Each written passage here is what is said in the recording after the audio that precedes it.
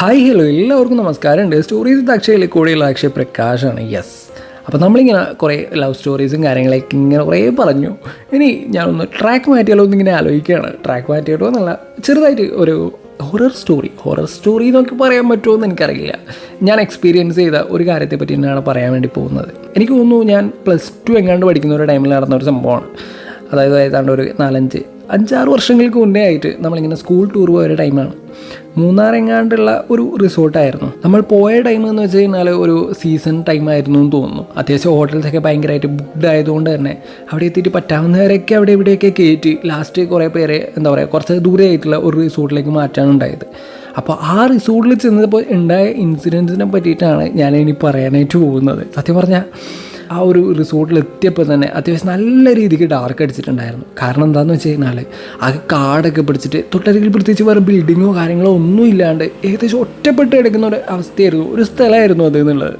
അപ്പോൾ ഒരു സെക്യൂരിറ്റി ചേട്ടനെ കണ്ടാണ് ഉള്ളത് എന്നുള്ളത്.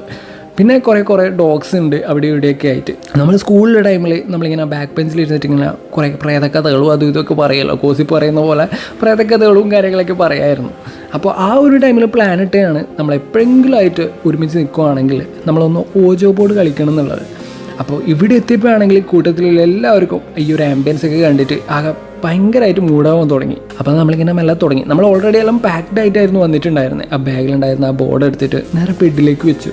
മെല്ലെ ലൈറ്റും ഓഫ് ചെയ്തിട്ട് നമ്മൾ പല സിനിമകളിലും കഥകളിലൊക്കെ വായിച്ചിട്ടുണ്ടല്ലോ, ഈ മെഴുകുതിരി വെട്ടത്തിൽ ബോർഡിന് നടുവിലായിട്ട് ഒരു കോയിനും വെച്ചിട്ട് നമ്മൾ മെല്ലെ കളി തുടങ്ങി.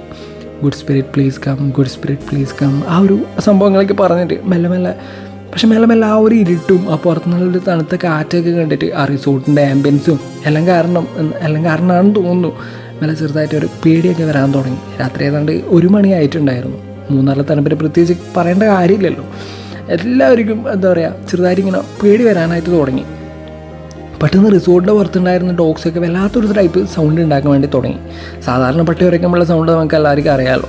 പക്ഷെ അതുപോലെയല്ല, ഒരുമാതിരി പേടിച്ച് കരയുന്ന പോലത്തെ ഒരു സൗണ്ടായിരുന്നു പട്ടികൾ ഉണ്ടാക്കിയിട്ടുണ്ടായിരുന്നത് എന്നുള്ളത്.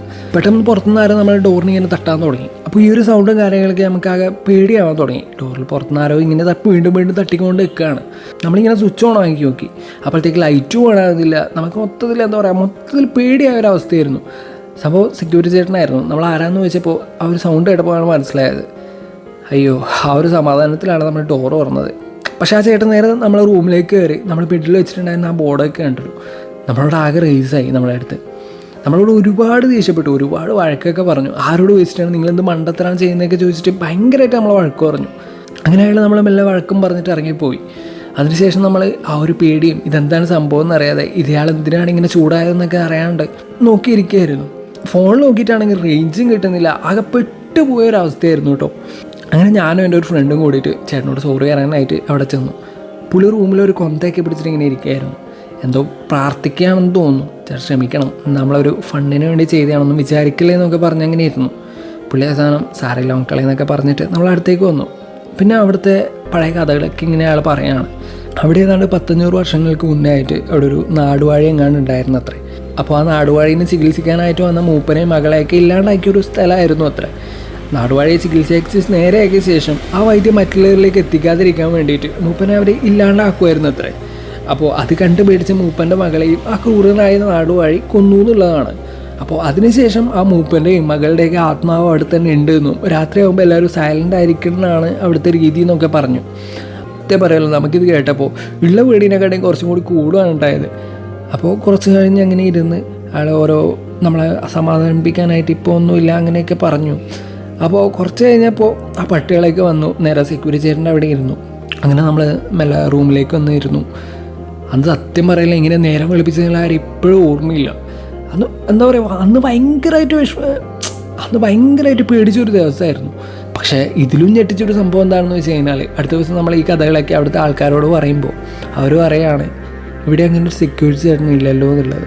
നിങ്ങൾ ആരെ പറ്റിയാണ് പറയുന്നതെന്നൊക്കെ.